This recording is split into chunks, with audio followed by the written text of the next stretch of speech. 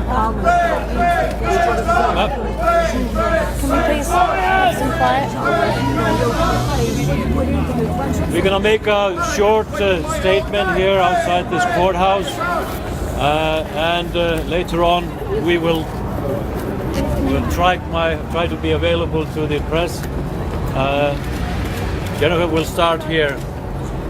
Since 2010, we've warned that Julian Assange would face prosecution and extradition to the United States for his publishing activities with WikiLeaks. Unfortunately, today we've been proven right.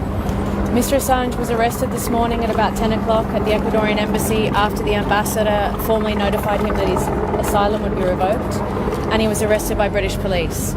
We've today received a warrant and a provisional extradition request from the United States alleging that he has conspired with Chelsea Manning in relation to the materials that were published by WikiLeaks in 2010. This sets a dangerous precedent for all media organisations and journalists in Europe and elsewhere around the world.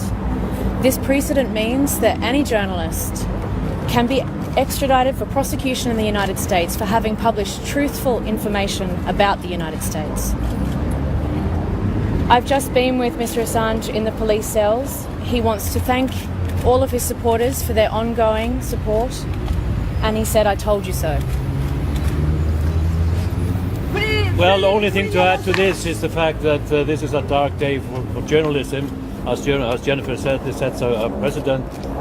We don't want this to go forward. This has to be averted. The UK government needs to make a full assurance that a journalist will never be extradited to the United States for publishing activity. This pertains to publishing work 9 years ago, publishing of documents, of videos of killing of innocent civilians, exposure of war crimes. This is journalism. It's called conspiracy. It's conspiracy to commit journalism.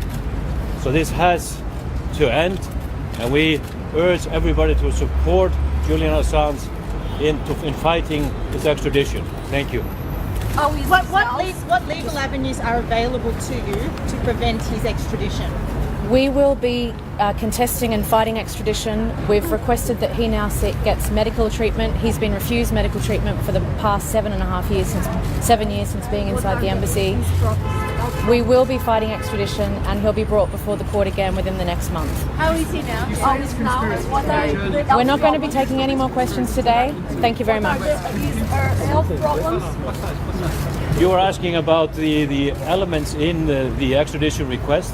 It is quite obvious that the US authorities have picked just one element of what they have been working on for a long time, including the Espionage Act, acts that have decades in prison.